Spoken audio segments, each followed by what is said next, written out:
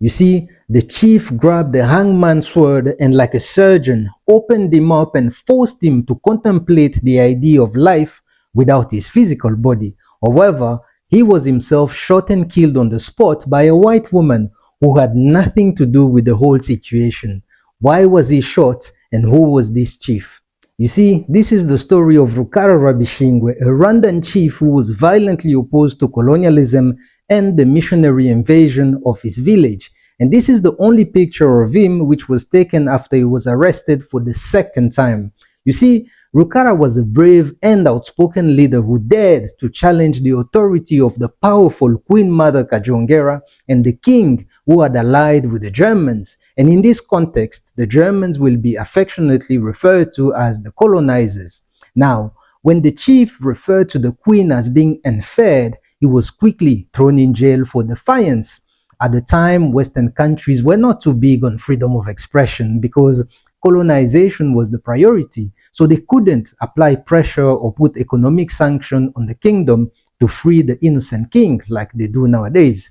Anyways, at the same time, like a bad flu, the Catholic missionaries were busy forcing and spreading their indoctrination from village to village while grabbing land. Now, when it was time to indoctrinate Rukara's village, they needed help. So, the mighty king freed Rukara to smoothen the Catholic process of converting people to Christianity by force or by choice. It was one or the other, but there was a third option, but it meant you died. However, there was a condition attached to his release from prison, so in exchange for freedom, Rukara had to relinquish his position as the chief of the village to the colonizer priest, Lupius. The chief chose freedom but reluctantly gave up his chieftaincy to the land-grabbing priest, Lupius.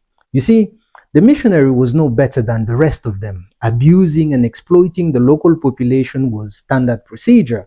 Anyways, Lupius was grabbing land to build a home he could have never built in his own country.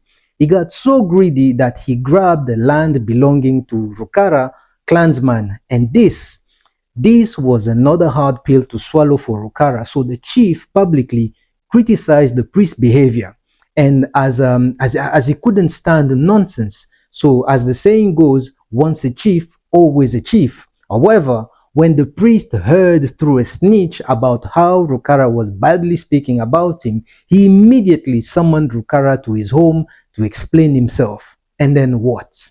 I guess it was one of those come say it to my face type of moment from the priest, but just imagine the disrespect and the audacity of a priest to summon a whole African chief. Wow. Initially, Rukara didn't want to go. I mean, who the hell does he think he is type of vibe.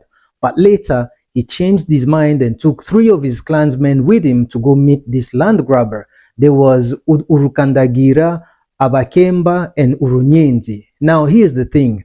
As soon as they arrived, the Roman Catholic priest colonizers began shouting insult at Rukara and attacked him physically. This must have been surreal for the chief. I mean, the chief had enough of being disrespected on his own motherland, but physical disrespect, I mean, the assault was just unacceptable. And I think this next part better explains Malcolm X's quote that says, in a quote, "Be peaceful, be courteous, obey the law, respect everyone, but if someone puts his hands on you..." Anyways, back to the story. That's when Rukara planted a spear deep in the missionary priest Lupius' body like a hidden treasure. One stroke for taking his land. But unlike Mia, this land-grabbing missionary couldn't take it. Now, following this incident, the chief and his 3 wise men decided to go under the radar for a while to let things cool down. So they crossed to Rutshuru in DRC and then later to Mbarara in Uganda, where they stayed for a while, enjoying the many beautiful things the Great Lakes region has to offer. Now, one day the chief was informed that his friend Dugute had become chief of a nearby village, so Rukara decided to go back home. Unfortunately, upon arriving to Rwanda, he was welcomed like an Amazon Prime package delivered on a Saturday morning on your day off.